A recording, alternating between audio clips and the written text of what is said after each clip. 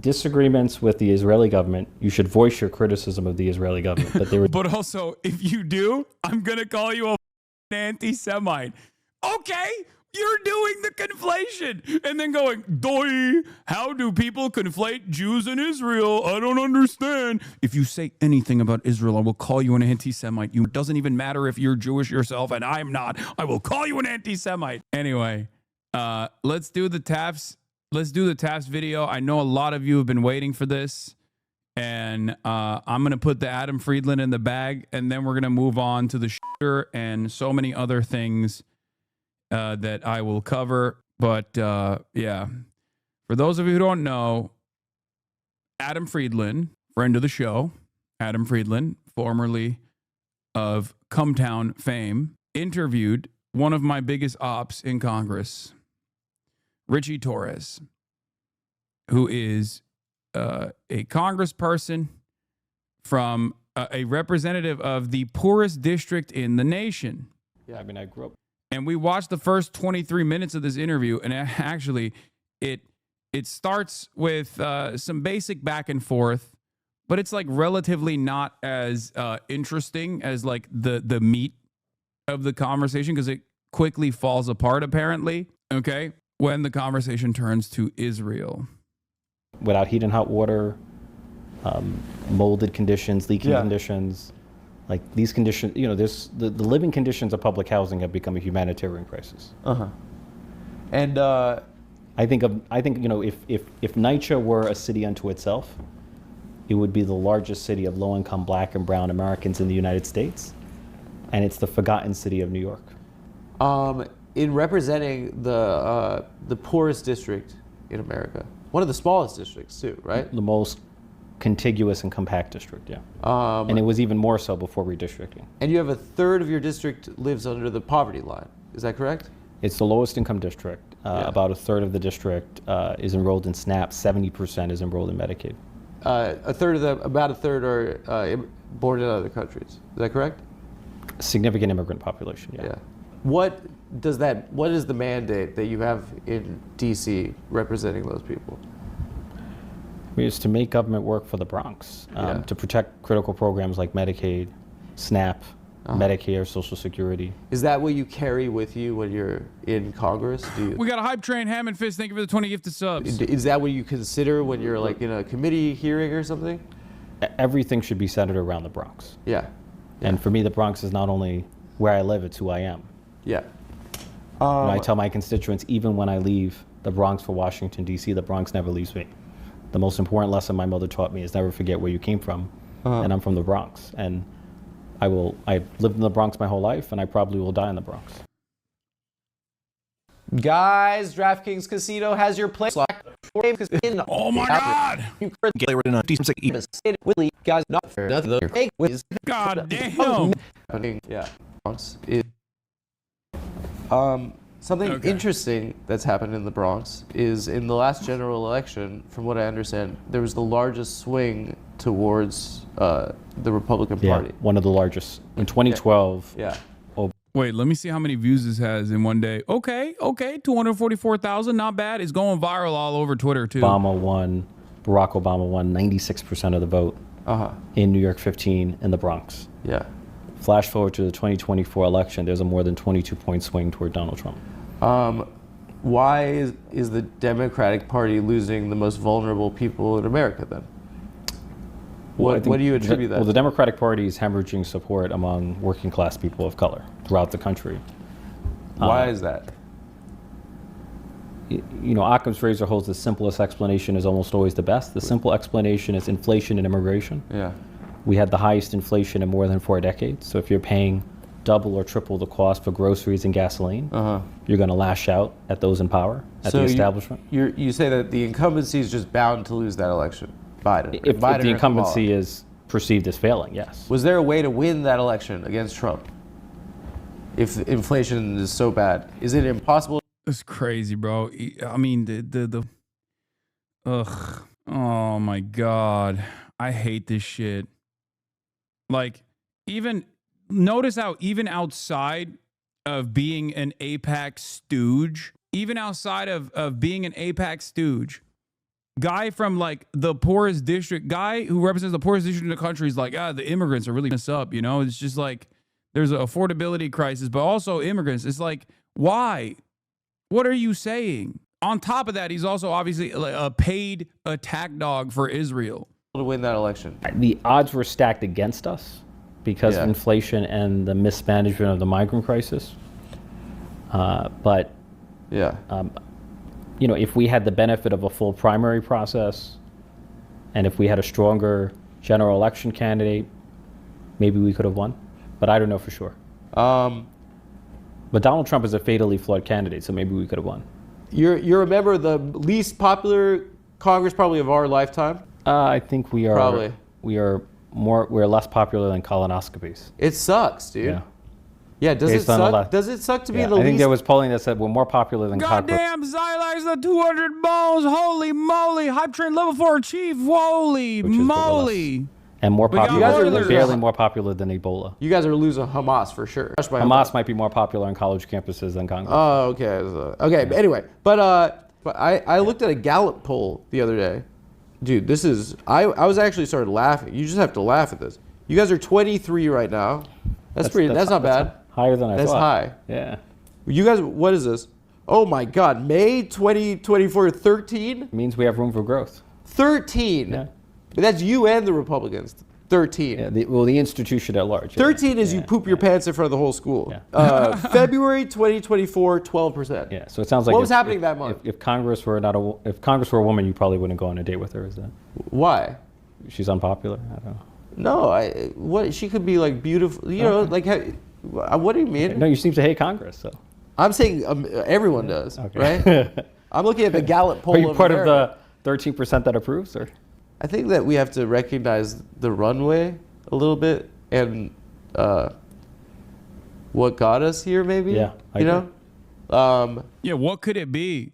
Maybe Ritchie Torres, who got 1.497 mil from AIPAC, looks like a goddamn husk in a suit. Okay, the Civics favorability tracker is nearly broken for the Democratic Party. Perhaps it's because these guys don't come across as earnest. They don't come across like they believe in anything but maintaining their grip on power, their marginal grip on power, as they can just farm out funds from lobbyists, as they can like network with high profile individuals and develop a career for themselves. But it's also true they are doing that, for the record. They have no investment in defending their constituents at all. So of course people hate. Of course people hate them. Seeing the Marine Corps entering the second largest city in America and seeing the most vulnerable people in society just taken away from their children and kidnapped. And there are facilities in our country right now surrounded by alligators and stuff. There are facilities where there are cages with human beings in them who have not been afforded any due process. And the sad thing is that you guys are, you're polling behind Donald Trump right now. And that's not true. The Democratic Party has lower approval ratings than Donald Trump. I think the story's more complicated there. What is that? Yeah, so the latest polling from CNN shows that the most important issue to Americans is inflation, the cost of living. And on the most important issue, Donald Trump is 25 points underwater. And since the November election, there's been a 34-point swing against him, and that we as Democrats are more trusted on inflation than he is. That's a huge swing. Why are you guys not him right now? That is a cherry pick. Come on. Inflation is the most important issue. Brother. By the way, not a single one of those swings is due to the Democrats pushing good messages on this part, okay, or actively fighting. It's because people are like, well, my financial circumstances didn't change. Shit's still unaffordable. That's why they swung. Even on immigration. On immigration, Donald Trump is underwater, okay? On immigration, Donald Trump is underwater. One must ask the question, why? It's not like the Democrats, including Ritchie Torres himself, in this conversation, is presenting a counter message. I hope it's a good part. And Donald Trump is doing what he promised he was going to do: mass deportations, concentration camps, black bagging people. So what happened? Maybe because once Trump's anti-black, anti-brown, white nativist, anti-immigrant agenda unfolded in the militant ways that it was always going to be, people started realizing that this was cruel, unusual, and completely unnecessary, and started developing enmity towards it. It was not because the Democrats did anything about it. They still aren't doing shit about it. One thing that is understood is that you're in the House of Representatives and you have to run every 2 years. Yeah. Like, how long do you have to wait till you just start running for the next one after you win an election? I mean, you start immediately. Yeah. It's like you're in a constant state of campaigning. Is campaigning and going to fundraisers, doing all this stuff, is that the work that you have to do? It can, but I feel like if you're effective at governing, then it improves your ability to get reelected. So if you're a good congressman, you're going to be popular in your district, and you're going to be well positioned to be reelected. Does it suck that you have to fundraise, right? It sucks. Fundraising sucks. Yeah. And like because of Citizens United, like, it's nauseating to ask people for money. Yeah. Do you feel like it's eroded people's like faith in the institution, right? I feel like too much money is too much time is spent on fundraising, especially if you're a frontline member who has a fiercely contested general election every 2 years where tens of millions of dollars are spent. You could be spending more than half your time every week at a banquet. No, or just call time, dialing for dollars. You were criticized, I saw, for Blackstone donation, right? And it's understood that they are the architects of the housing crisis, pretty much. Yeah, I mean you receive contributions from thousands of people. Yeah. Who are employees from all over the place. You can send it back, say fuck off. Yeah, I'm not. So they're giving you a check just because? I decide issues on the merits. I don't know what others do, but I decide issues on the merits. So it's a just cause check? Just because. They're just giving you money just because they think you're nice? I'm pretty sure that even there are lefty candidates who have gotten money from people who are employed. Yeah, rank and file employees, sure. I figure like you could, maybe if you're like, this guy's... You do know that, this guy's making my constituents' lives worse. You could be like, I don't want it. I'm in a safe blue district, right? People should judge me by my record, by the legislation I pass. Yeah. I work 7 days a week.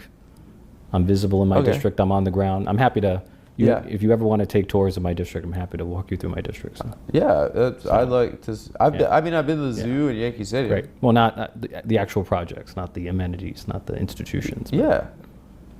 I can give you a sense of racially concentrated poverty in a place like the Bronx. So that's what my question is like... Where do you live? Which borough? I live in Brooklyn. Okay. Yeah. And that's my question. Like, so you might be divorced from the experience of racially concentrated poverty. But what does that have to do with taking money from blacks? Like, I just feel like that's a deflection. Well, I think and I don't want to I don't want to cut like an argument right now. I don't want to argue with you. If you want to question my ability to represent my district, I'm happy to show you what I do. I'm happy to bring you to my district. What I'm calling into and introduce you to my constituents. What I'm calling into question is the institution, right? I'm calling into question the system, and you're functioning within a system, right? I've received contributions from tens of thousands of people. I can't keep track of every person. I'm not responsible for every person. You forgot? I'm only responsible for what I do. Okay. So I mean, you can play the guy. By the way, I don't think his district fucks with them at all, or even know who he is. They just vote for the Democrat. That's it. Okay, that's it. That's how he's won. Your game, but that's not. I'm not trying to play the gotcha game. I think you're used to like Anderson Cooper 360, and I'm from Come Town Podcast. I'm not. I'm happy to answer whatever question you have. Whatever. Here's a question for you. I think you've established. Sorry, I just logged on, but while I see 100% the importance of Friedland challenging Torres on the scale, I do find it frustrating that 2 years into the genocide, we're still centering Jewish feelings. We have a lot. Bro, Adam is Jewish, okay? That's it. He's Jewish, and he's anti-Israel, and he's been anti-Israel for years, okay? I understand why people get mad about this centering Jewish feelings conversation, because there is truth to it. I'm Muslim, okay?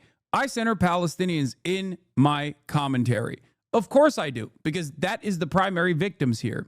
The problem, however, is that if you are making an argument that is going to be as broad-reaching as possible, it's kind of OP to have a Jewish dude say these things, okay, and show vulnerability in the process.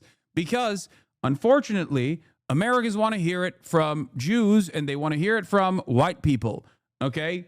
Just like when I talk about transphobia and how stupid transphobia is, Americans and transphobic people, people in the margins, they want to hear it from a cis person, okay? That's it.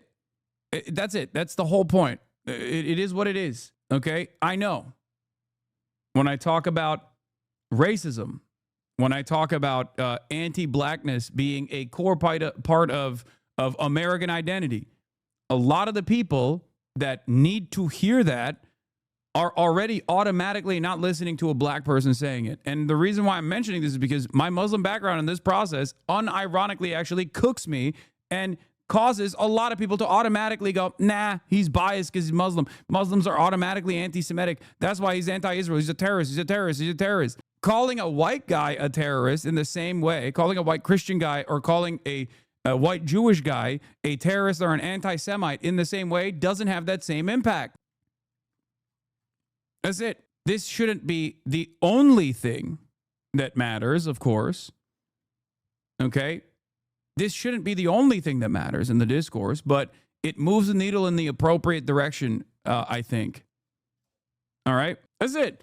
And there are points in this conversation, or at least the one part that I saw, because I didn't want to spoil it for myself, but there was one part where, like, the most impactful part, he actually does literally talk about it, where he was just like, where he's just like, I shouldn't care about, like, being Jewish. Like, it shouldn't be about me being Jewish. Like, he even mentions that. So I think a lot of people don't understand it. Being a Jew from New York is the same as being a white guy from the States. It's just privilege disguised as people of color. No, for sure. For sure. Yes. Yes. And with respect to Judaism in America and Jews speaking out on this, okay, it's important. It's important to have Jewish people speak out on this and be active voices. Why is it important? Why do I criticize Bernie Sanders so much? Even though he has pushed the needle consistently on this issue for many, many years, he has fallen short of what is necessary right now.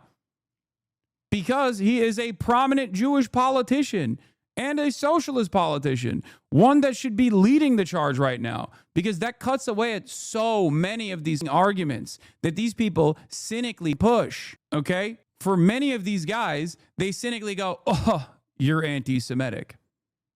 You must be anti-Semitic, okay? You want to kill all Jews. They don't even care. They will say it. They'll say it to a Jewish guy. They don't give a. But the audience that's watching that is infinitely more receptive when a Christian Zionist is telling a Jewish anti-Zionist that they're wrong. That, like, they are the voice that will defend Jews. They are the voice that is going to protect Jews, and they are the voice that knows how Jews feel, you know? And no, I'm not going to ban that chatter. That chatter is not a possible Nazi. This is the ongoing discourse right now on the other side. A lot of Palestinians that and a lot of commentators who I admire, who I respect, are frustrated by this. This is something that is ongoing. This is a back and forth part of the discourse. I mean, it happened with, like, BLM too. It happened with BLM too. My point always is just keep pushing, you know, as long as someone is on the right side, as long as someone is, like, actively using whatever finite opportunities they have to keep moving the needle in the positive direction, then that's good. I'll take it. Establish yourself as the fiercest champion of the state of Israel in Congress. I've never described myself in those terms.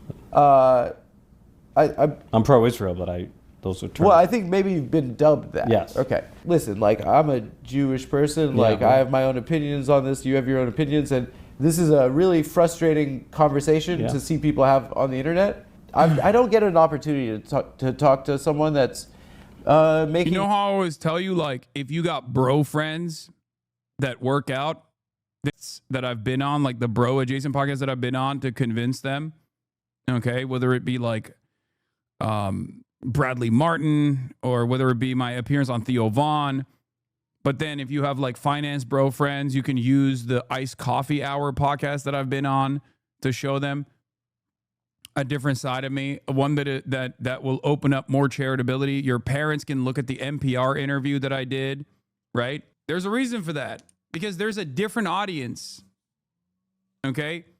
And a different audience requires a different mode of communication. You can't always just assume that people are going to be charitable to you. You can't assume that people don't have personal hangups that cause them to completely sidestep your perspective. It requires deeper learning and understanding, and sometimes in order to open that door for people to even go on their own journey of, and I can't believe I'm saying this, recognizing the humanity of Palestinians that are being wholesale slaughtered with American weapons by the state of Israel, will start here. That's why while I of course primarily feature Palestinians living in Gaza and living in the West Bank in my coverage, and the atrocities that take place from their perspective, I also obviously will have guests from all different kinds of backgrounds to talk about numerous different angles, to talk about numerous different journeys that they've had. Okay? Anti-Zionist Jews like Noah Colwyn or Simone Zimmerman, even anti-Zionist Jews living in Israel that are members of the Knesset, like Dr. Ofer Kasif. Anti-Zionist Jews that are part of Mezervot, that are conscientious objectors. Like, there's a reason why I tackle this issue from every angle possible, because I know there are different audiences for it. Okay? And even then, no matter what I do, there are a lot of people who will always turn around and say, nah, dog, you're a terrorist. You're an Islamist fundamentalist. You're radical. Okay? There are still a shit ton of people who will not listen to what I have to say because my name is Hasan.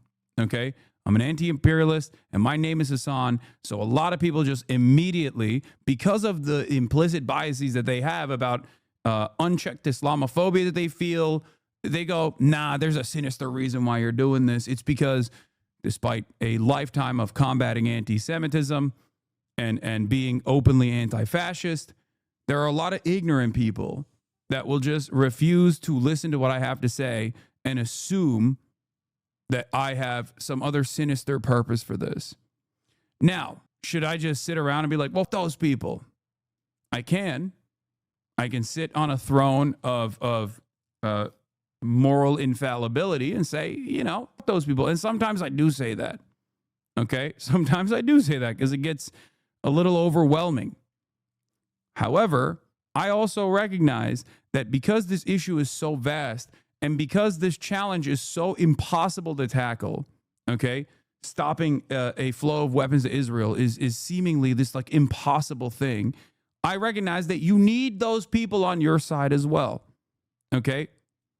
So I'm glad that people try to do their very best, no matter what their background is, and try to actively change people's minds by showing their own perspective. They're showing their own humanity. Ultimately, the people that are criticizing Adam are also right, though, in terms of like the broader issue, because a big part of the reason why so many people choose not to recognize the humanity of Palestinians is because of anti-Palestinian sentiment that is deeply embedded, and anti-Arab sentiment that is deeply embedded in American discourse, and also Islamophobia that is a permanent fixture of modern American politics. And when you combine that triple force, all of a sudden every American starting position is, yeah, they're barbaric rapist monsters. Like, maybe it's just too costly of a genocide for us to engage in, but Israel could just like keep doing whatever they're doing. I don't give a shit. Like, that's what the average American's position is. So there is a limitation to the centering of Jewish feelings conversation, for sure, because there are more issues that you must tackle in the process. But I think these things take time, and this is a good starting point regardless for a lot of people. Because remember, I always say, the but Hamas argument is so successful in terms of just like shifting the conversation away. And that but Hamas argument only stems from a dehumanization of Palestinians in general, a dehumanization of Muslims in general, but Hamas would not work if people were like, well, what the fuck are they supposed to do? 80 plus years, 100 plus years of militancy and ethnic cleansing. What are they supposed to do? Of course they're going to take up arms. What do you mean? Right? Decisions and supporting these things that are a huge deal to people right now. Sure. Yeah. One thing that I thought was interesting, and I want to start with you, is that you described your first trip to Israel in 2015 as a life-changing experience.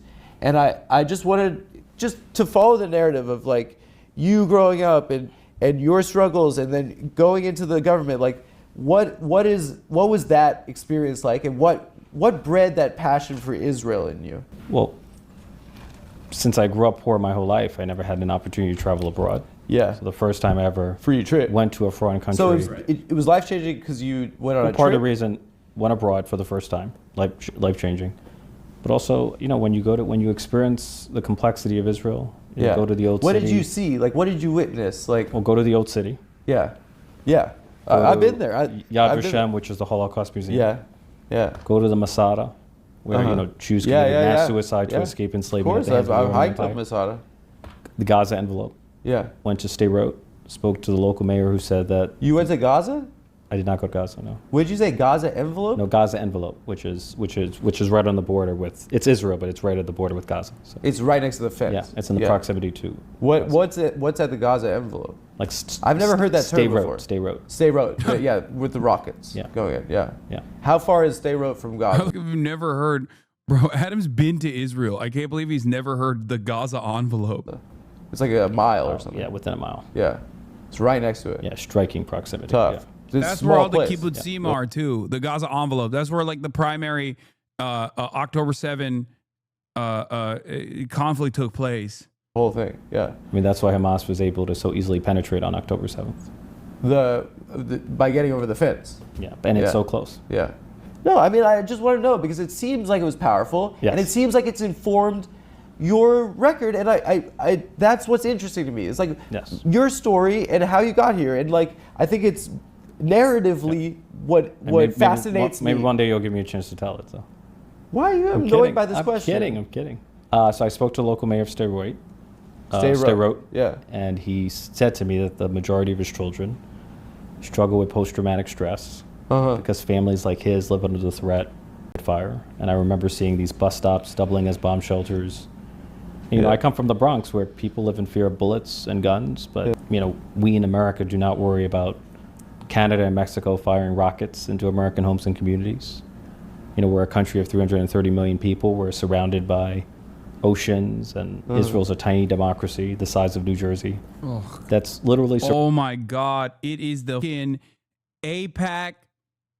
It's the AIPAC triple double, bro. He hit the high notes, dude. That's crazy. Israel, small nation. Imagine what it would be like if we worried about Canada and Mexico blowing us up. God damn. Small bean Israel, dude. Surrounded by both state and non-state actors that are intent on wiping it off the map. So, I left Israel with an empathy for the unique security situation that Israel faces. Bro, this is all, oh my God, he's such a bot. He's such a bot. He's such a bot. Like what he's saying right now is basically like a NPC. He's doing a readout of talking points. Nothing behind. First of all, everything he's saying is obviously false. We've already covered it extensively, so I'm not going to get into that again. Israel is a nuclear armed nation that is a military occupation over 5 million Palestinians that it directly occupies militarily. It has nukes. It has an incredibly large military. And it gets all of its military gear from the United States of America and other Western allies as well. And they get social and political cover as well. Israel is not a small nation at all in comparison to the vast belligerency that Israel demonstrates in the region against all of its neighbors, which many of which, out of an act of understandable, moral, and justifiable self-defense, have actually created non-state actors to fight back against Israeli incursion. Hezbollah in Lebanon. Hamas is obviously the last version of that kind of resistance. Militant resistance against the Israeli occupation after 100 years of death, destruction, ethnic cleansing, and complete sovereignty and complete domination over the Palestinian population. And of course, other countries in the region, state actors in the region like Iran, are understandably perturbed by Israel's irrational and belligerent behavior as it constantly expands in the most violent means possible, including annexing territory from Syria that was legally recognized by the Trump administration, the Golan Heights. That was illegal. That was an illegal annexation. Parts of that territory also belonged to Lebanon. Israel also took it over. Okay? And now they are further and further taking up more space within Syrian territory as well. All of the destabilization of the region benefits Israel and oftentimes is directly led by Israel. The notion that Israel itself is actually a small nation that just everybody hates because, it's not doing anything. It's just like living there because they're jealous is ridiculous. Ritchie Torres. You visit the occupied territories while you were there? I went into not Gaza, but I went into the Palestinian Ramallah. So. He recognizes that Gaza is occupied territory. Interesting. Ramallah. Yeah. And what did you see when you were there? We spoke to Palestinians who obviously have a much more critical view of Israel, and that didn't resonate as much as like what was your takeaway from hearing? Look, you're hearing the mayor stay wrote his children have PTSD, and then this guy's like. Israel's screwing with me. Well, look, I'm in favor of a two-state solution. Sure. I feel like the just outcome lies not in the existence of a Jewish state to the exclusion of a Palestinian state, or the existence of a Palestinian state to the exclusion of a Jewish state. It's the coexistence of both. Bullshit. So I think I want to see the struggle, both the Israeli and the Palestinian struggle for self-determination to be reconciled in the form of a two-state solution. A big topic nowadays is campus anti-Semitism. Yeah. Have you spoken out? That's bullshit, by the way. That's bullshit. Now, again, two-state solution is what's going on right now, okay? Whenever someone presents the two-state solution to you, understand that they actually have no real interest in offering sovereignty and dignity to the Palestinians, okay? They are not invested in the Palestinian emancipatory movement whatsoever. They do not see Palestinians as human beings. They are perfectly fine with avoiding talking about this issue altogether. It's just a way for you to shut the fuck up. Oh, what do you want? What do you want from me? I already said two-state solution. Come on. Everybody knows that Israel is one, never been invested in a two-state solution, and also never will be invested in a two-state solution, especially after the genocide that's unfolding in Gaza. The two-state solution is simply a way to shut the Western nations and their populations the fuck up while Israel continues its territorial expansion in the West Bank, which is illegally occupied by the Israeli state right now. Okay? Throughout this two-state solution in the so-called peace process, since the 90s, Israel has created an environment where there's Bantustans in the legally recognized official homeland of the Palestinians that were offered after 1967 that extend far beyond the Green Line, a non-contiguous Palestinian state that it does not reflect the state at all, has no real standing military whatsoever. Israel is actively killing all the standing military officials, standing military members. Any sort of like real resistance, legal resistance against the Israeli occupation is met with unimaginable force, death, destruction, torture, and also a unjustifiable military detainment regime. It's complete bullshit, okay? Against it. I just want to know what you identify as the examples of this type of anti-Semitism in elite academic institutions. Yeah, so there were students at a CUNY Halal, where you had a violent, what I thought was an aggressive mob following them to a kosher restaurant in the heart of New York City. And what were they doing, the mob? What was the mob doing?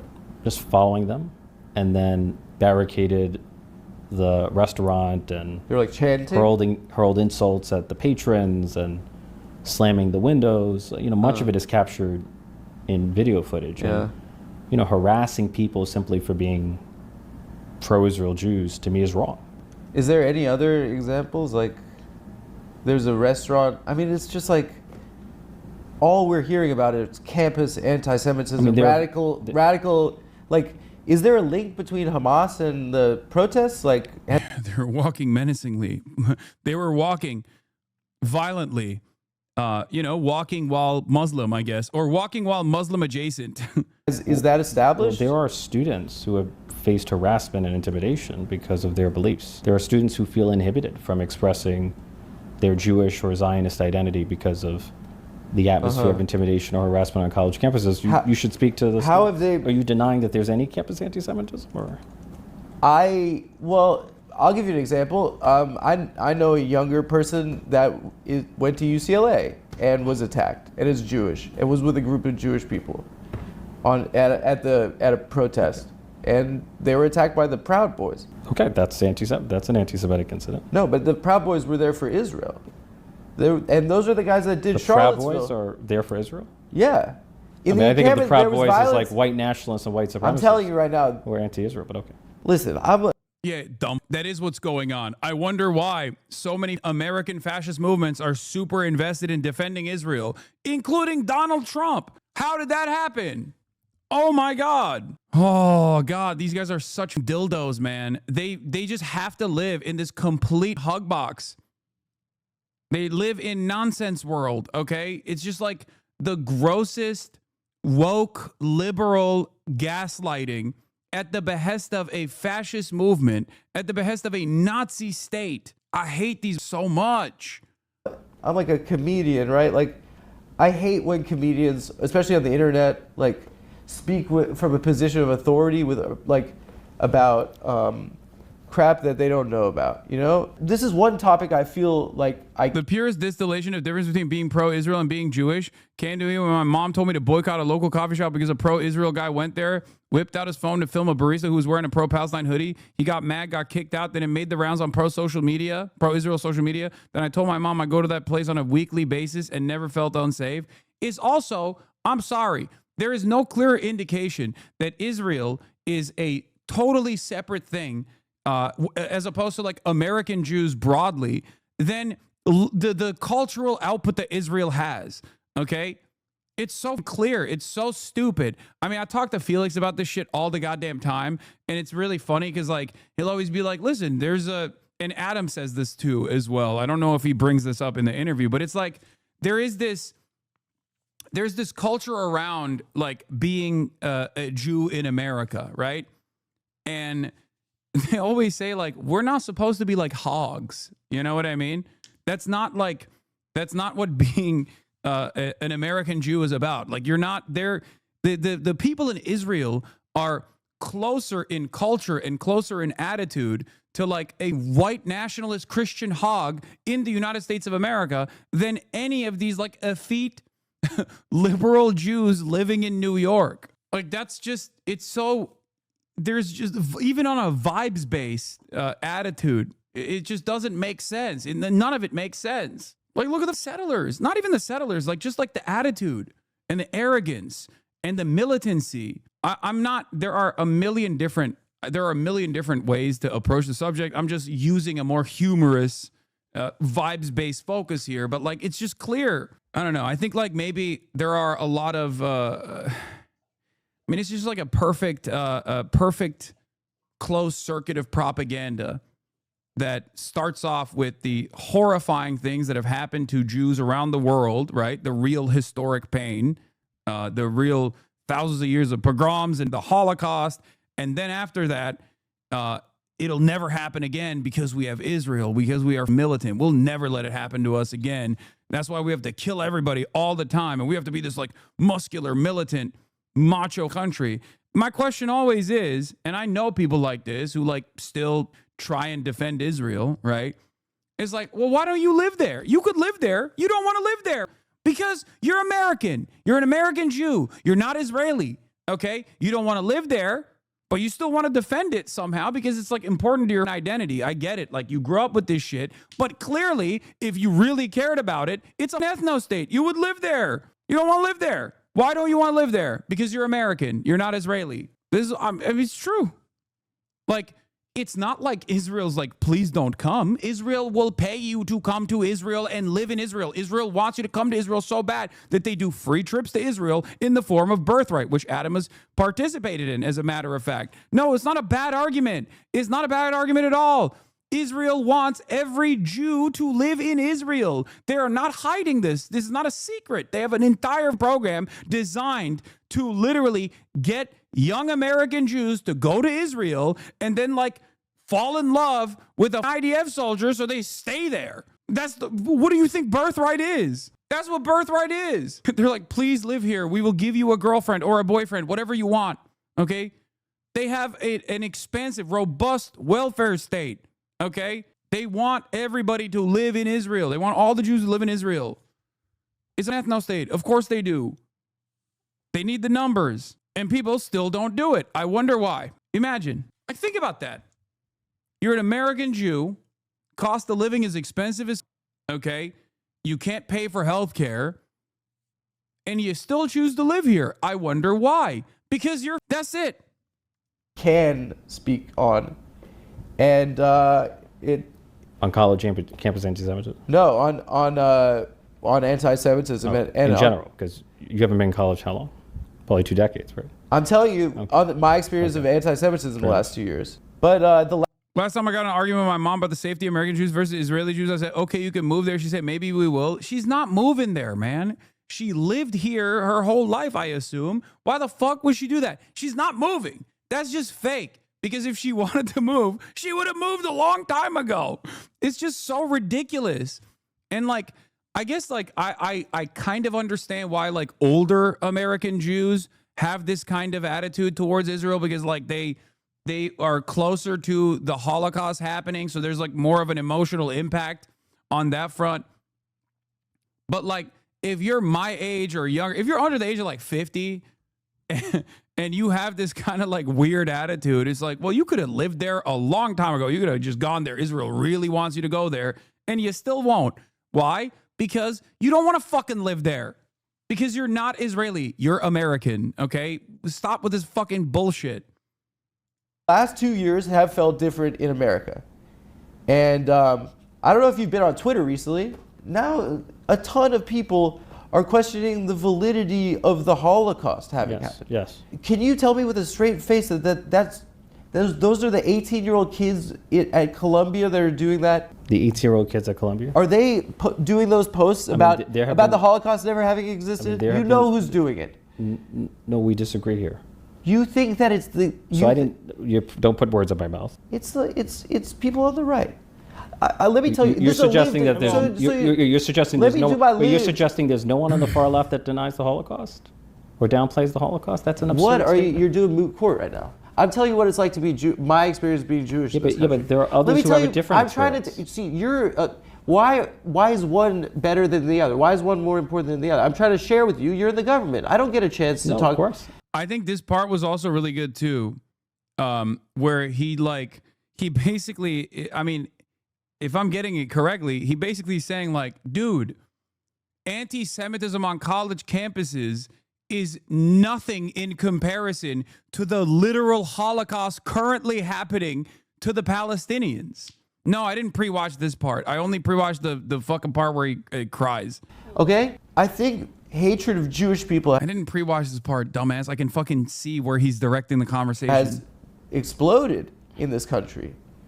And I don't think it's...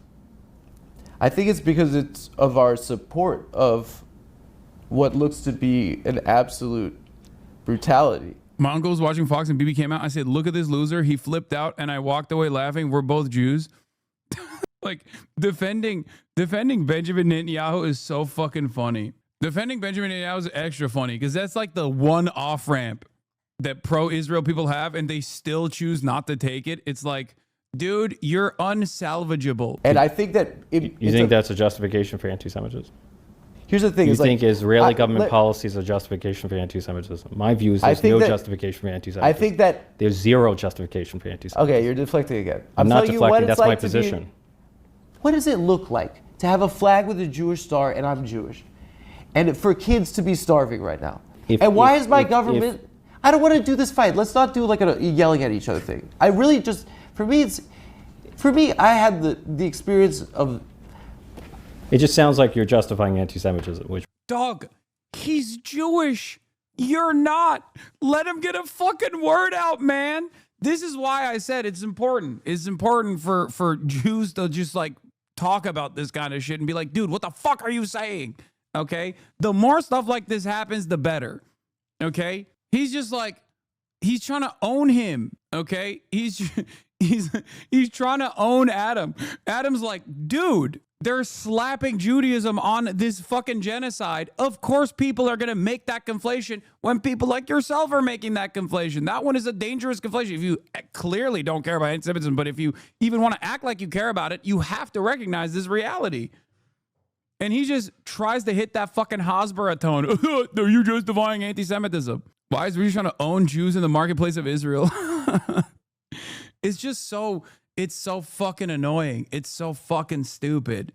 Like, and also, it's just like, how can people not see what this is? Like, this is just, you're literally, like, you are a liberal, okay? You're not supposed to be a conservative. And one of the things that, like, liberals are not supposed to do, or are supposed to feel like a little scared to do, is like, speak over the bodies and spaces shit, right? But when it comes to anti-Semitism, if you're pro-Israel, you can do whatever the fuck you want. It's like you can be anti-Semitic to Jews, and you can be like, listen here, Jew, I know what I'm talking about. What the fuck do you know about anti-Semitism? That's literally what fucking Josh Hawley did to a liberal Zionist Jewish guy in Congress, in a congressional hearing. It was mind-boggling. Listen, Jew, a goy is fucking crazy, but it works. It works. There are a lot of institutions that are tasked with, like, protecting Jews in air quotes, or protecting against anti-Semitism in air quotes, that simply only want to defend the nation state of Israel, that never chirp about this shit at all. What the fuck? Making me feel like. Are you crazy right now? Okay. Why would I do that? You're doing the I'm Hamas thing? I'm not saying it's you're not Hamas, a winner. but I'm not. I think there should be. We'll do a different tack. Israeli government policy should have no bearing on. If you have disagreements with the Israeli government, you should voice your criticism of the Israeli government. But they were. But also, if you do, I'm gonna call you a fucking anti-Semite. Okay. You're doing the conflation and then going, doi, how do people conflate Jews and Israel? I don't understand. If you say anything about Israel, I will call you an anti-Semite, you motherfucker. Doesn't even matter if you're Jewish yourself, and I'm not. I will call you an anti-Semite. It's awesome. Like, oh, I wonder how this happened. I wonder why Americans look at the situation and think, hey, I've seen a lot of people say, if you hate Israel, you hate Jews. And I really hate Israel. I don't really hate Jews, but you're telling me I hate Jews over and over again. Maybe I hate Jews. That's how it works. That's how it works. That's how you fucking, that's how anti-Semitism, maximum amounts of anti-Semitism. Oh, it's so stupid. There's no justification for intimidation. It's literally all Jews must have dual loyalty, but woke, okay? It's the same, it's the other side of the same fucking shitty coin. Nazis say this, and they're anti-Jew and anti-Israel. And then Jake Tapper says this, and he's pro-Jew and pro-Israel. What are people supposed to? What are people's takeaways supposed to be from this? There's like 8 total fucking people in the grand scheme of things that are like both not anti-Jew but anti-Israel, and everybody else is literally arriving at that conclusion. Of course, people are going to be fucking anti-Semitic. Or harassment against American Jews. I'm telling you, as a Jew right now, that we are receiving a lot more hate because of what the people with a flag that has a Jewish star on are doing to other people right now. I'm telling you, as a Jewish person, how painful it is for us to say, and it hurts my stomach to say this, so you're going to say, I disagree, that this is a genocide. And that hurts to say that a Jew could do that. It hurts because we grew up with learning about what hatred is. We grew up learning about this. So yeah, this is for people, for the uninitiated, they look at this and they go, who gives a fuck about Jewish feelings, right? And I think that's part of the problem here, is that like your main criticism about Israel conducting a genocide should not be about how it makes Jews feel in comparison to their history. But what you have to understand here is that he's not speaking to every single person that's listening to this. He's speaking to others who are in the margins who have a similar background. Okay? That's it. He's talking from his own experience. He's also, I think, whether he realizes it or not, is actually using Ritchie Torres' philo-Semitism against him a little bit. So I think it's good. I think it's good to embolden and galvanize anti-Zionist Jews in this direction, or even Jews who are like in the margins, even if it's this far in, because we need those numbers. Okay, we need those numbers. We need those bodies. That's it. And the same year the state of Israel was established in 1948, the world This is saw the part that I saw. the Holocaust, and they established standards for what a genocide is. It was the same year. And the world said that this shouldn't be a thing that happens. You know? And I just wonder, like, it doesn't make sense to me, I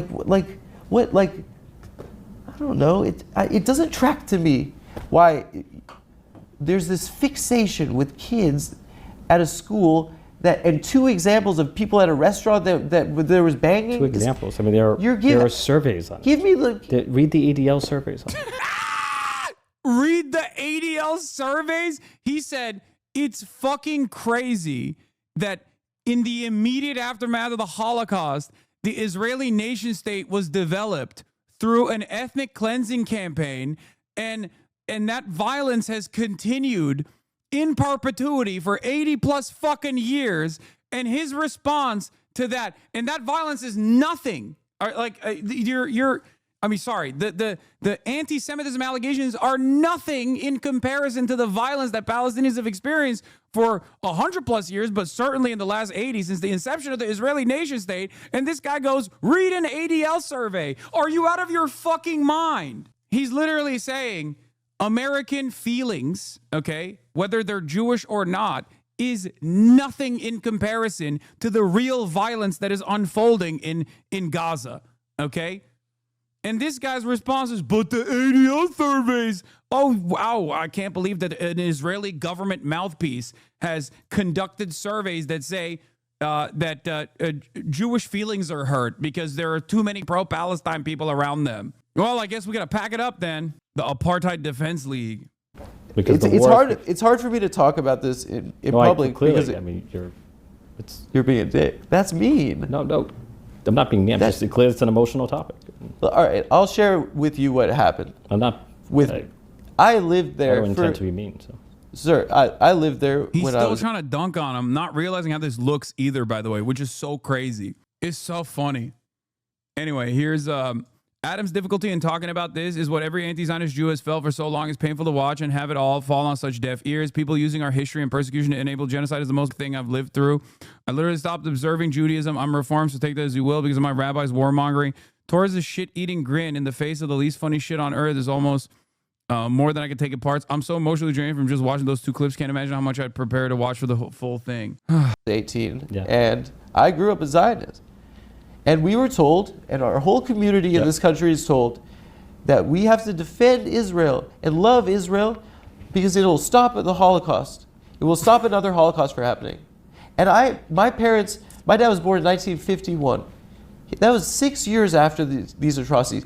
His friends' parents, he knew these people that had been through this hell, these skeletons. And it terrified us. And the understanding in our community is that we have to defend Israel. But I lived there, and I went to a settlement at the end of my year there, and I looked down a hill at a Palestinian village, and I saw how they lived, and I turned back and I looked at the settlement and saw how they lived. And people live in a world where they're demeaned and dehumanized and surveilled constantly by people and this isn't in Gaza, by people in SWAT team outfits with semi-automatic weapons, and that's what the world is seeing. And you keep telling me that the problem is someone's getting yelled at a restaurant? I'm sorry. You're conflating two different issues. So I don't Please. He's not. That's the only counter you have to this shit. That's it. Israel is indefensible, especially when more and more people are aware of its violence. Okay? So the only counter that you have, if you want to defend Israel, is to basically silence the people who are speaking out against Israel's atrocities. And the only mechanism of that silence is crying about anti-Semitism. But of course, Ritchie Torres, the bot, you're conflating two different issues. He's not. He is actively tackling your idiotic argument about anti-Semitism, which is, again, going against the the Jewish exceptionalism, in my opinion, because like this conversation, this back and forth right here is quite directly. This conversation is directed at the notion that like Jewish feelings are actually more important than Israel's violence against the Palestinians. He's literally saying it's not. He's also saying it's not real. Like you're making up a lot of the anti-Semitism, but like it's also completely irrelevant. Okay. And he's right. He's right. Like, what are we talking about? I brought this up the other day. And of course, Bad Empanada got mad at me for saying this because he's insane. But like the entire point of I actively speak out against anti-Semitism and bigotries of all other forms, you know, is because the final point that you arrive at after that dehumanization sets towards any marginalized group, historically marginalized group.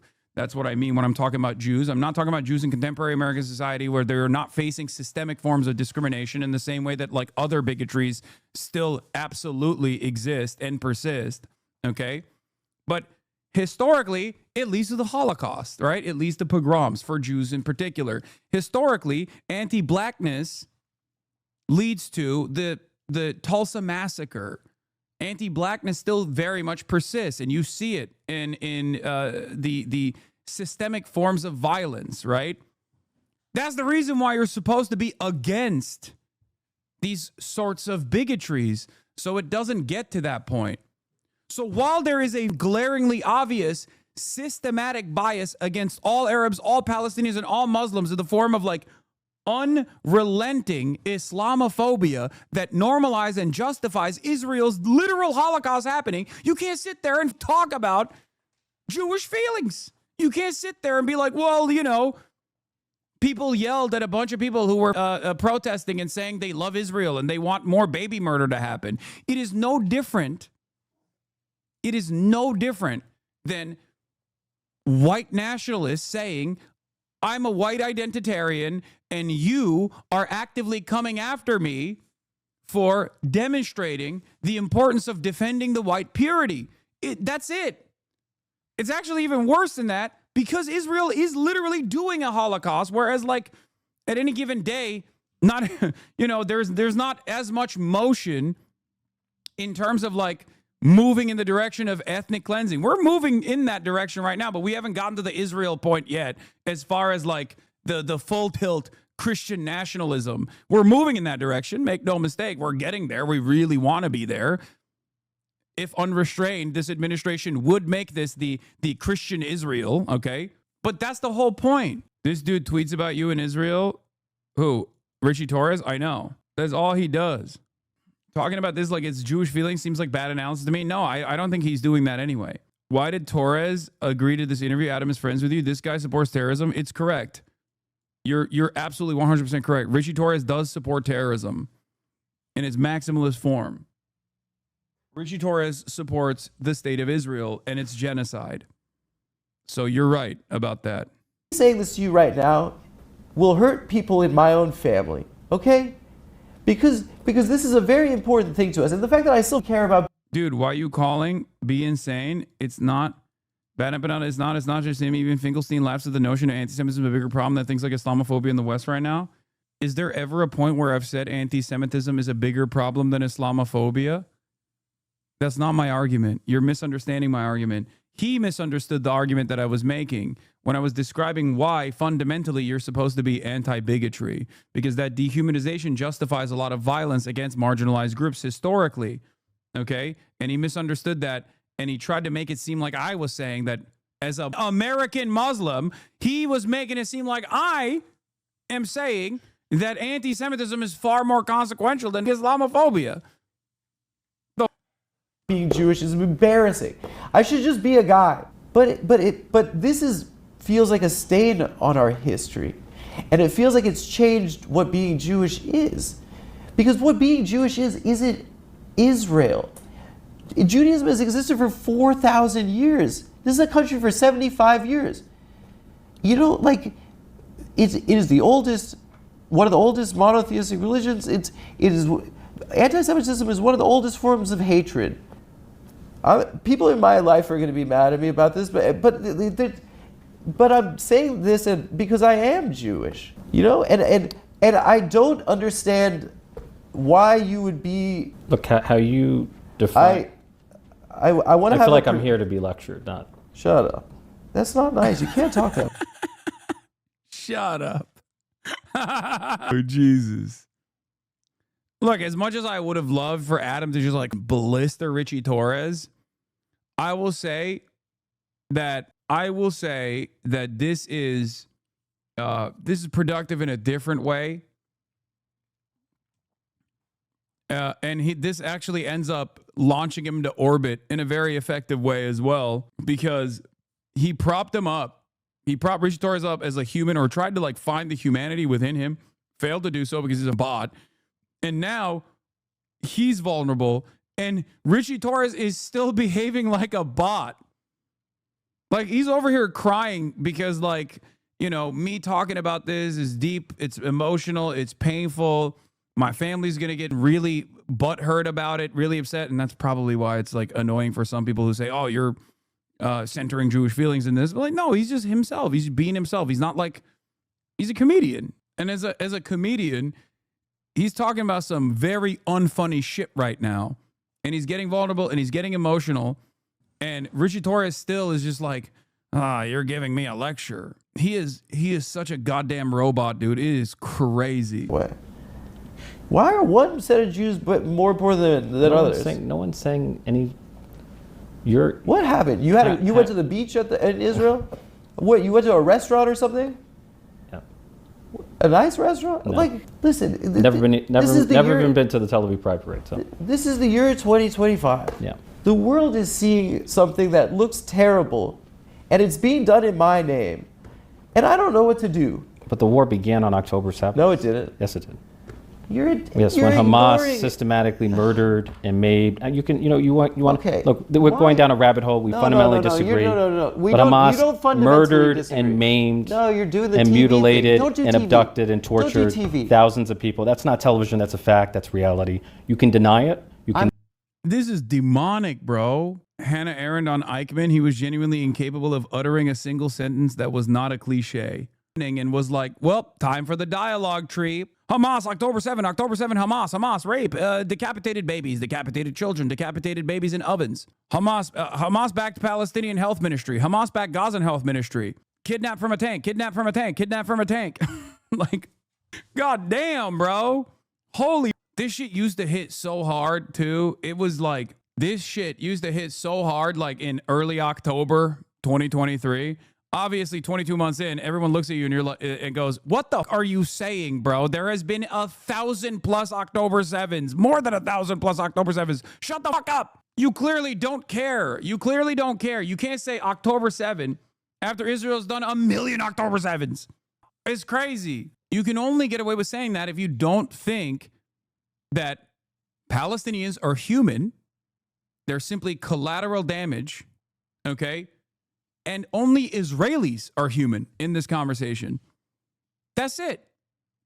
This is why a lot of people get butthurt when I mention just facts about this dynamic. Not even like the history, even on a post-October 7 assessment, which is obviously silly and stupid.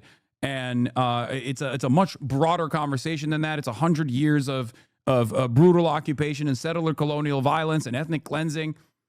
Unjustifiable, incredibly immoral things that Israel did and continues to do so. But even post-October 7, whenever I say like between Hamas and Israel, there is no comparison, none whatsoever.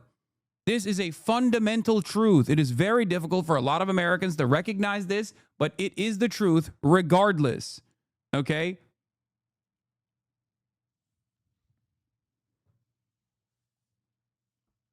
It is a fundamental truth that a military unit, okay, a militancy comprised of victims of Israel's violence after hundreds of years of military occupation, 100 years of military occupation and brutal conquest, that conducted in retaliation to the trauma that they withstood a brutal military campaign that had a litany of war crimes in the process and tragedies that unfolded in the process, are not even comparable to what the nuclear armed nation of Israel is doing after 100 years of death, destruction, and complete brutal military occupation. Is not even remotely comparable. Hamas is better than Israel and better than the Israeli occupying force by every metric, by every standard. It's not even a comparison. And people get really mad when you say this because it's true. It's true. Even people who are pro-Palestine, like honest to God, they see it in their hearts. They recognize it. They're pro-Palestine. They see the violence. They see the genocide that's going on.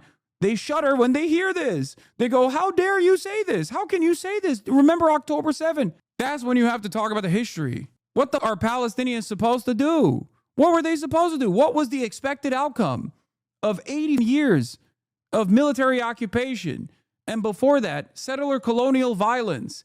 What were Palestinians eventually supposed to do when they run out of options? They can't contend with that reality after so much programming that dictated their lives, their adolescence, their most formative years, their most malleable years, when they just saw Muslims on television getting slaughtered and thought, those guys are all scary. They hate us because they ain't us. They're barbaric. They're ruthless. They're brutal. That's it. But it's not working. I will say, however, like I've maintained over and over again, the hardest hurdle to clear here is the but Hamas counter. What is this? Turtle Merc. I wish I had realized my wrongs much earlier in life, but I grew up believing the United States was a force for peace and security. It wasn't until I deployed to Afghanistan that I realized just how wrong everything I was taught was wrong. I'm sorry that I had to even learn this, but they were normal people trying to just live. I remember passing out water and watching little boys fight over bottles of water. I wanted to cry. I've never had to fight for water. Yeah, this is why I'm also a lot more open-minded and a lot kinder to people who actually reflect on their past service, reflect on their past actions, and actually become an important voice in anti-imperialism. And this is why I'm also very understanding and think it's very valuable for American Jews that grew up Zionist to become open anti-Zionist voices, because they are far more capable of converting other young Jews, especially, maybe not the older ones, because, that's a totally separate issue to tackle. But why was that banned? It's too long. It got auto-modded because it was too long. Anyway, I really don't like just outright saying anyone is acting in bad faith, but if anyone's acted in bad faith, it's Torres during his interview. Yeah, I mean, like one of the funniest aspects of this, okay? One of the funniest aspects of this conversation is like Adam Friedland has been to Israel. Adam Friedland is Jewish. He grew up Zionist because, like, obviously there is no alternative, right? Unless your parents are already anti-Zionist, then you're just going to grow up that way. You're going to think about like the importance of Israel, right? Which he's clearly communicated in this process. And I'm supposed to think that a black Puerto Rican gay guy living in the Bronx has a more passionate defense of Israel than Adam. Well, how am I supposed to believe that? And there's no financial imperative here? Really? Really? Really? I'm supposed to assume that Ritchie Torres, just honest to God, loves Israel, dude. That's just something that happened, He was overcome with joy. Yeah, he's reading ADL surveys. He just really cares about this. The $1.495 million that he received from AIPAC has nothing to do with it. How dare you? He just loves it, dude. He just loves it. The most hardcore militant Israel supporters cannot fathom how their hardline approach to the matter is unsustainable, untenable, and ultimately more violent against them in the long term. They use said violence against them as a self-referencing justification for carrying out their own continued bloodshed against Palestinians. It's an impossible situation to contend with unless you completely deprogram the Zionism. Yeah, and it's for some, you just got to wait it out. Time will take its course. But there are plenty of young people that have recognized this reality and are getting deprogrammed in real time. And I think that's part of the reason why the ADL put the crosshairs on me early on. And that is because I'm not anti-Semitic. My anger and resentment towards Israel is a uncompromising disgust with the concept of fascism to begin with. Okay? It doesn't matter if the in-group is Jewish or Christian. It's just like I'm anti-fascist. And a lot of Americans are taught that fascism is bad and wrong. You know, that's it. Thank God. Not Downplay denying it. October 7th. Well, you seem to be You're trivializing doing the I'm it, pro so- October 7th. You're doing I'm pro Hamas. I never said you were pro Hamas. You're putting words in my mouth. It is But you seem to be downplaying it. there for the last 17 years. People have been under a blockade where they cannot leave. If you were born in a place and there's a fence there and there's a guy with a gun on the other side and he says you can't go anywhere, would you like that guy? If you treat people like animals, sometimes they're going to lash out. Look, I sincerely believe, maybe I'm wrong, that if Palestine Yeah. I sincerely believe that Palestinians should just take it. 100 years, they should just take it. Why won't they just take it quietly? It makes my situation much harder to defend. Love this quote about Torres. Torres has been an empty-headed AIPAC mouthpiece for some time now. His first time truly criticizing Israel's actions over the last 2 years was last month, and it was uninspiring. His mind-numbingly obtuse interview with Friedland only reinforces just how far gone he is. Wait, is that the Gawker affiliate article from Jake Rom, I think? I have that on the docket. It's from the Defector, I think. Don't worry, we'll look at that. Palestinians were governed not by a terrorist organization like Hamas in Gaza, but by a regime that was able and willing to make peace with Israel, the situation would be fundamentally different. Would you ever have Rashid Khalidi on the broadcast? I'd be honored to have him on the broadcast. That'd be sick. The preconditions for this happening are undeniably something that the Israeli government was fully aware of. Why would Bibi Netanyahu... Okay, here's the question. Do you think October 7th was justified? No. Okay, I'm happy you said that. Are you listening to what I'm saying right now? I am listening to what you're saying. Why would the Israeli government... Hamas wants to eradicate the Jewish people and the Jewish state? Is that right? That's what Hamas has said, yeah. Okay. Then why would actually give Hamas money, literally bags of cash in suitcases through the Qataris? Nearly, I think over $1 billion. I wish Noah was in the room for this. All right, well, let's continue. Dollars in cash. During this last 17 years. That's a fair point. It's a great question. If one of those kids at Columbia wrote a $5 check to Hamas, you'd say send them to Gitmo for being a terrorist. It's a fair point. Does that make Benjamin Netanyahu a terrorist? He's supporting terror.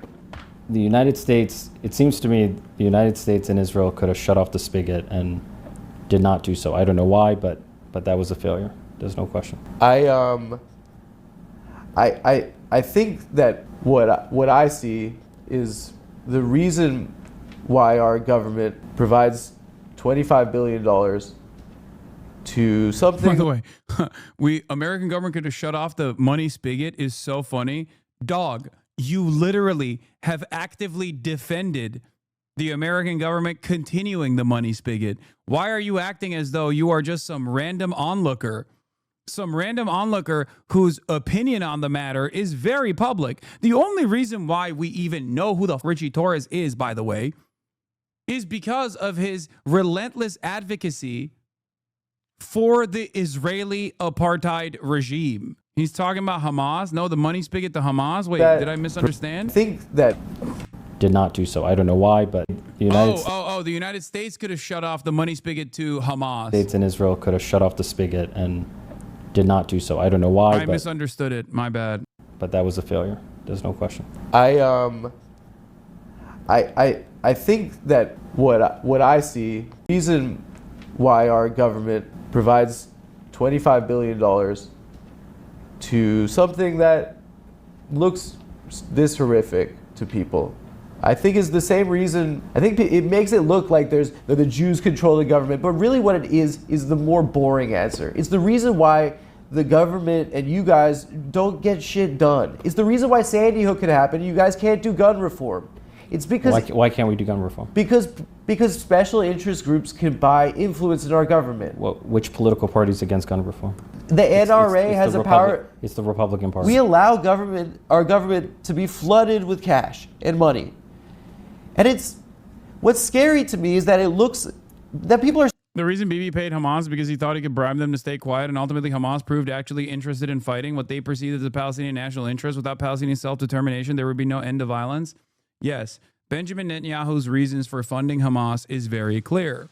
Okay, one, Hamas in and of itself is a more hardliner and is presented as an Islamist group.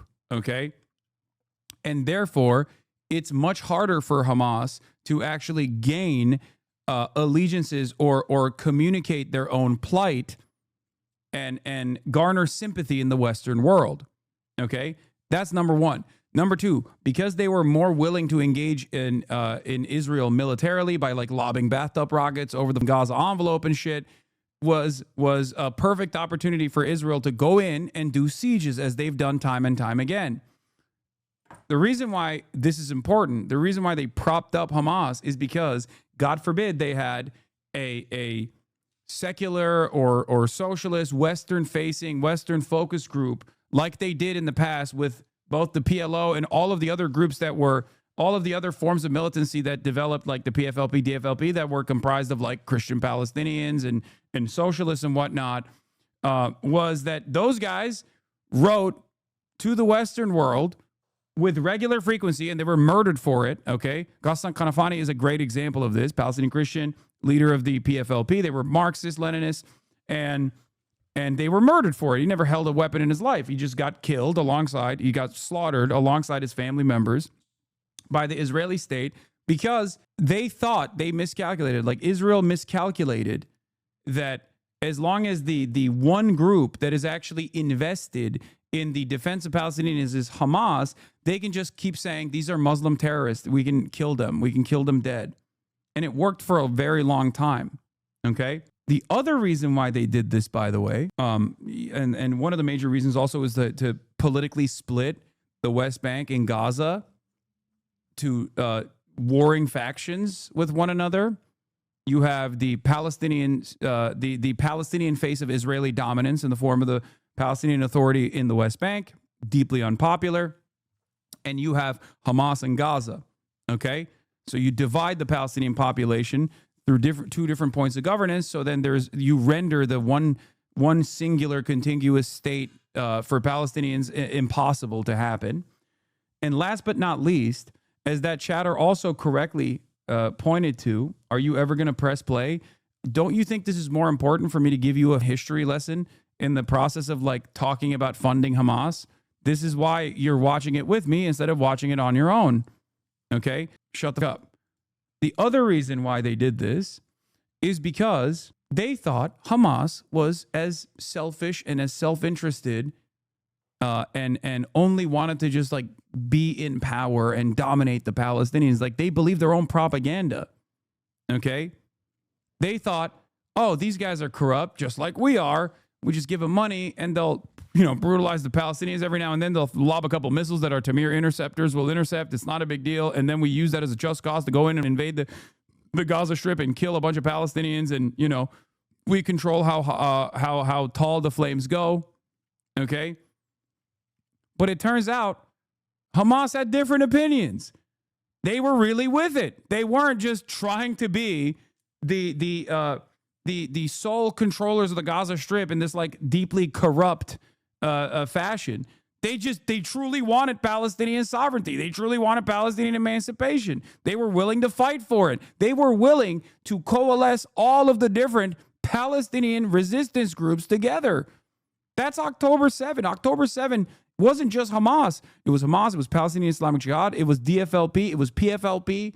There were numerous other factions within the coalition of Palestinian resistance that participated in October 7th. Some of the last remaining hostages are currently in the hands of PFLP, as a matter of fact. There's some internal struggle taking place within the Palestinian resistance right now, with some forces saying, I don't know if we want to keep holding on to these hostages, and other forces saying we need to keep pushing back against Israel. That's a real thing that's taking place right now, okay? As far as I understand, with the limited information that we can get from the Gaza Strip. So that was the real issue. They resisted against Israeli colonial violence, and they pushed back. And most importantly, they did so with the entirety, with like former Fatah, like with Fatah members as well. Exactly. Okay.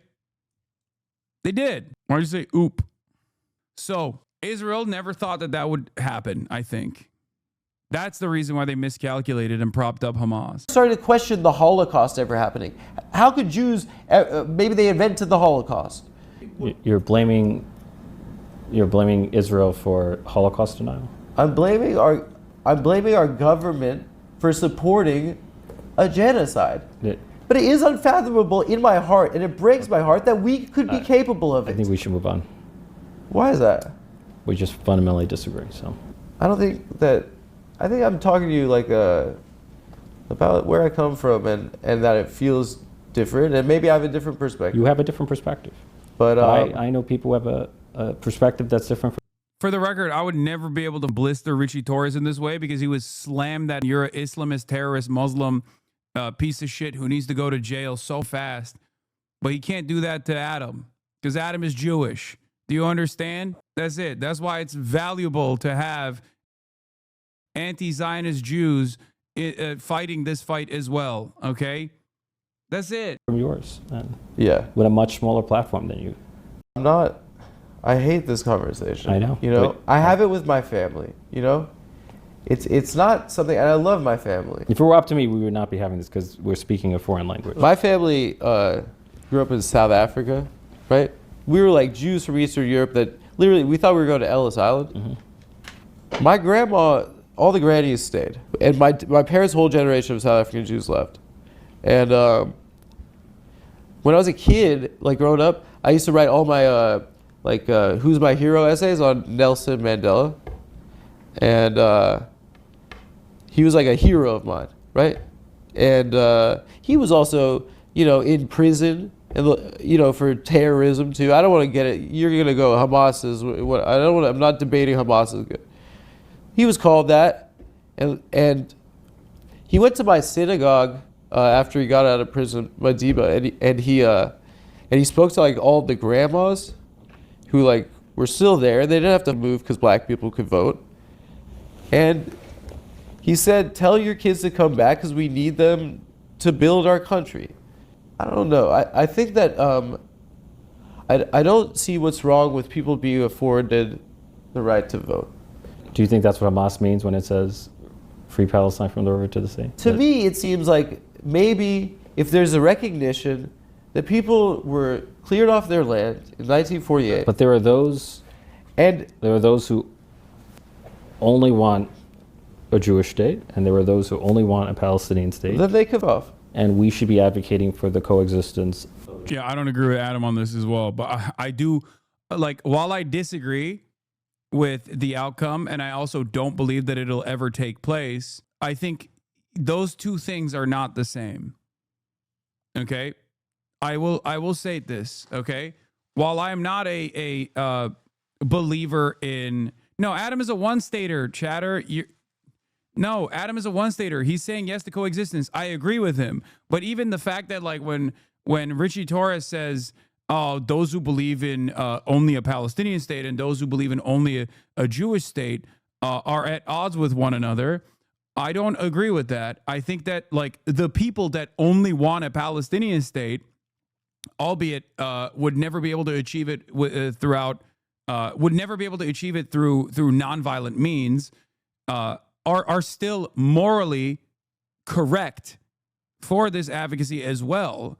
Okay, it's like saying, and it's even closer in history, so it's not even like saying this exactly, but it's like saying land back would be a decolonial movement where like America still offers reparations to the indigenous population, or at least like significant chunks of land to the indigenous population. It's morally correct. It's just virtually impossible to do without like actual harm being conducted. So the best possible way to go about it is to elevate and offer significant chunks of land to the indigenous population, and also offer reparations and not just like simply recognition that indigenous genocide took place, which is what most people's advocacy is in land back movements as well anyway. It's about offering sovereignty and more dignity to the indigenous population rather than just saying like New York is now you know, New York now belongs to the tribe that existed there. And everybody needs to get the out. Jewish state and a Palestinian state. Why can't I continue to believe the two-state solution ultimately is the inevitable path forward. That is fine. It's stupid. You know, there were 1,000 Jews who were murdered before the establishment of Israel, like a half a century before the establishment of Israel. 1,000 Jews. Yeah, they were killing each other, Jews and Palestinians. Yeah, the Hebron massacre. It doesn't make sense in 2025. The only point was there was violence against Jews before the establishment of the state of Israel. There was violence against Palestinians, and there was an ethnic cleansing in 1948. I mean, the Hebron massacre. What are you talking about right now? You're in the government. And listen, I didn't want to argue. Wait, I'm sorry, you're not familiar with the Hebron massacre in 1929? Wait, you're saying that justifies an entire ethnic cleansing in 1948? Israel was a...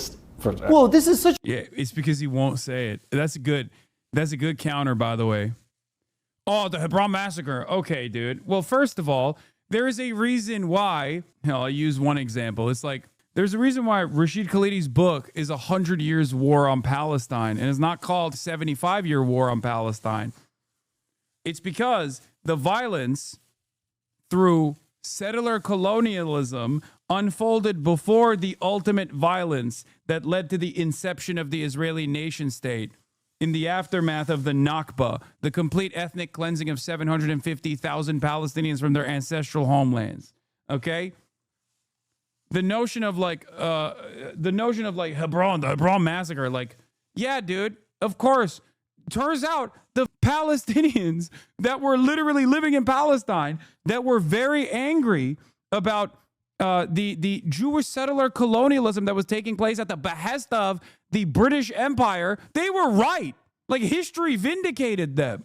And it's not like the dudes were just simply trying to coexist. They were trying to forcibly overtake Palestinian existence and wipe out the indigenous population from the start. The only time frame that you can point to where Jews and non-Jews existed in that region is before the British takeover, is before World War I, when it was under the Ottoman rulership. That's it. Oh man, I can't believe the Palestinians recognized that they were going to get wiped out of their own ancestral homelands, which is literally what happened. And they tried to take action, decentralized action in the process. Like, it's not even a justification, but like, were they wrong to recognize that they were being wiped? They were inevitably going to be wiped out by a colonial entity that had no interest in preserving their statehood or offering them statehood whatsoever. I mean, look at what happened after. This isn't even a good argument. Hold on. Israel. What are you talking about? I didn't realize we were debating. I don't want to do it, but you say something like that. The Jewish state was established by international law, right? The UN passed a resolution. It's that recognized the Israel. Any Israel defender bringing up international law is so funny. It's like, wow, really? Oh, so now you care about international law? Interesting. I didn't hear you talking about international law earlier when you were talking about but Hamas, dude. Any Israel defender bringing up international law is basically an admission of defeat, okay? It's not only historically incorrect, because there's never been a moment where Israel abided by the international law, because there's no point in the international law where it's like, yeah, you can deny civilians a right to return. That's ridiculous. And secondly, when has Israel ever listened to international law? Please. I thought the UN was anti-Semitic and Hamas. Now you're saying the UN is an upholder of international law and good. The UN established Israel. It's good now. It's good again. Yeah. I thought it was the most anti-Semitic institution out there. It was an instrument of Hamas. Thank God international law is good again. You don't understand. Hamas put tunnels under the UN. Yeah. No, I do understand it. For sure. Establishment of a Jewish state. And there were, including Egypt, that declared war on Israel. Yes. It was the War of Independence. The Palestinians and Israel won the war. The Palestinians didn't declare war on them. They were just people that were living there. And they were kicked off their land. By the way, there were 800,000 Jews that were ethnically cleansed from the Arab world. Do you know what? There were Jews. You know how many Jews there are not in the by Arab the world? Palestinians. Almost none. I'm not talking about I'm talking about the broader Arab So world. why do the Palestinians have to bear the responsibility of the Algerians kicking the Jews out? You can relitigate. Why do the Palestinians bear the responsibility of Egypt invading in 1948? Israel's been a state for 77 years. Bro, it's so depressing what you're saying right now. You're proposing to undo an established state? No. I know people that live there. I have family that live there. I don't think that they should leave. What are you proposing? I'm proposing a democracy.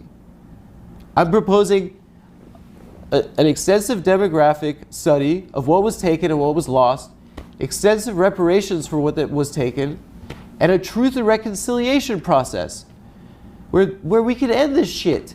What we're seeing right now is that members of the Israeli government are talking about clearing that shit out. And Trump, our president, is talking about putting a fucking jet ski museum there. And that's the reality right now. That is the far right, yes. It's that's the a far view that right? I reject. So. What the far right? I'm talking about the government and the generals that are in charge of Israel.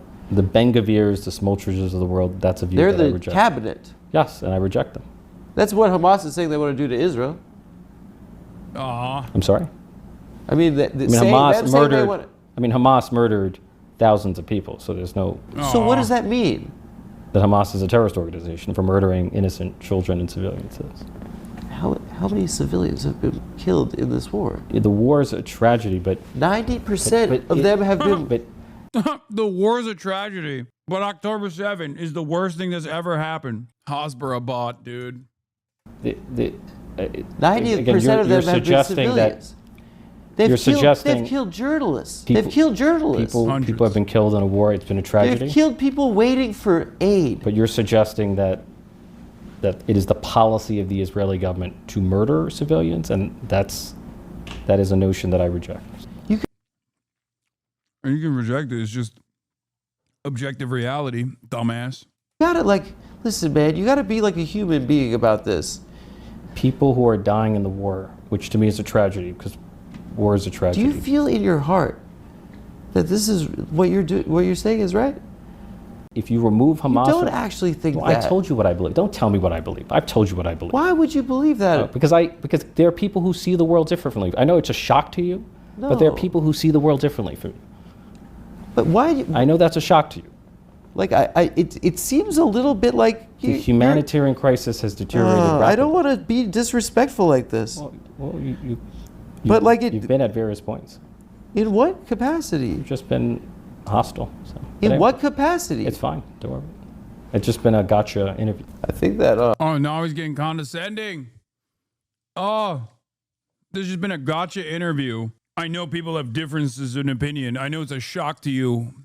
Just call him a woke libtard, dude. Why don't you? It's crazy because, it spirals completely out of control. And the reason why it spirals completely out of control is because, I think Ritchie Torres at this point is, aware that he's just coming off like a total bot. My conscience is clear, especially as someone that's lived there and seen it and loved people that live there.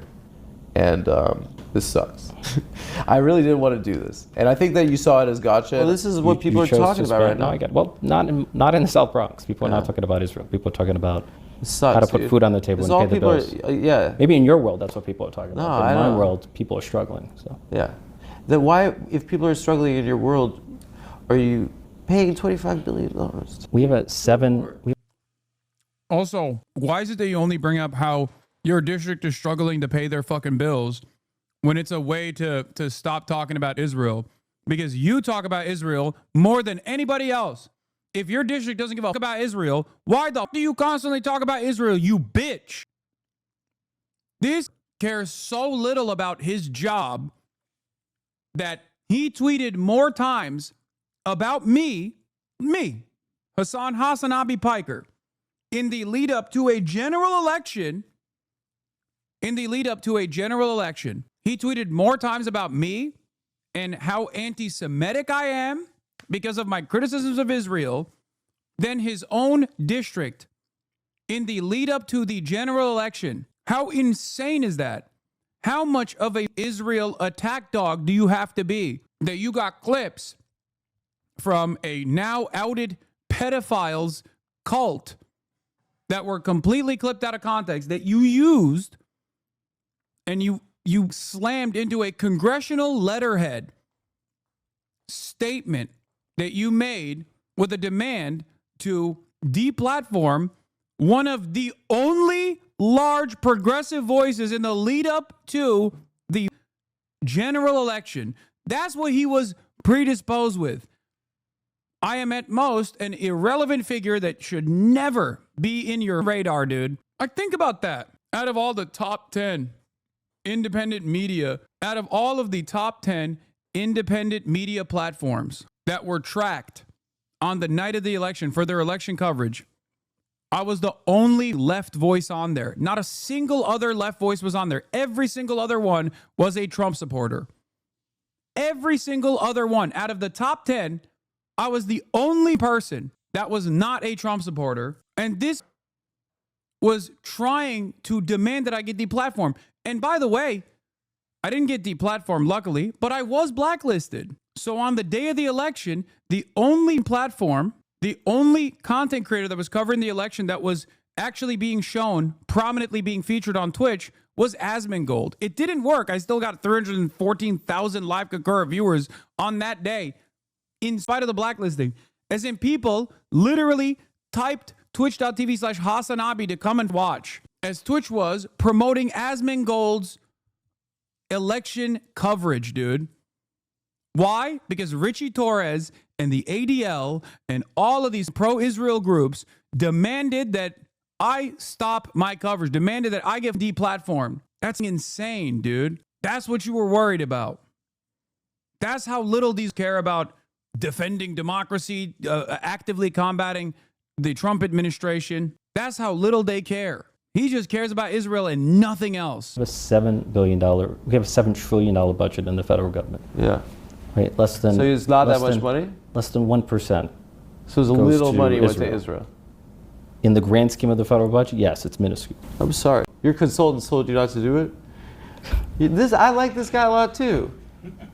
I hate this. This is so embarrassing. I don't have anything to hide. I'm willing to go anywhere. No, man. I'm sorry. I appreciate your time. Listen. Sure.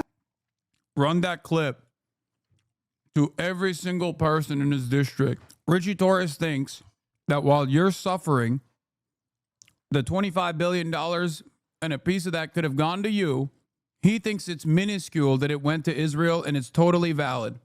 If Trump is the ultimate personification of the Republican Party, extremely arrogant, profoundly stupid, and incredibly selfish and unimaginably evil, Torres is the ultimate manifestation of the Democratic Party. Pure smugness, nonstop corpo speak, entirely soulless, and unbelievably corrupt both morally and financially. Yeah.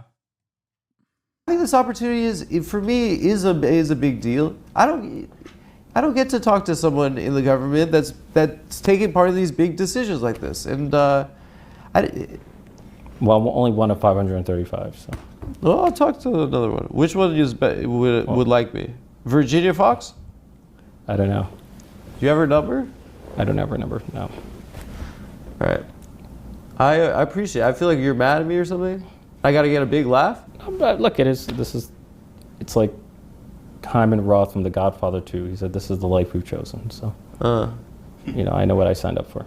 Is this what happens? This has been I've been doing a terrible job. I'm rambling about Israel and being a Jew and the Holocaust. Yeah. It's the most embarrassing stuff to talk about in public. I feel like every Jewish American should have a right to be who they are, to wear a kippah, to display a Star of David, to be proudly and visibly. Yeah, if you're a Muslim American, wear a keffiyeh, though, you should go to prison, you fucking terrorist. Jewish, without fear of harassment or intimidation or violence. Well, I mean, the freedom to be who we are is like fundamental for all of us. Well, I think that from where I'm sitting, Israel might be a threat to that. And you have that view, but others have a different. This is exhausting. I'm sweating. We could end the interview. The AC's on. I'm just trying to find a button to shake your hand, dude. I don't want to fucking do this. Dude, we could have talked about so much other shit. No, I think you had an agenda to speak about this. I didn't have an agenda. I really did. It's your number one topic. It's not my number one topic. It's just not. It is your. It's not my number one topic. It's not what I saw. Well, then I'm happy I was not elected on Israel. You don't get elected in the South Bronx and the I'm Northeast not Bronx. trying to make you feel bad or like. No, but I just don't think you know what you're talking about. Is not what I got elected? Then why is it the only thing you fucking talk about, you piece of shit? Is your only policy? He should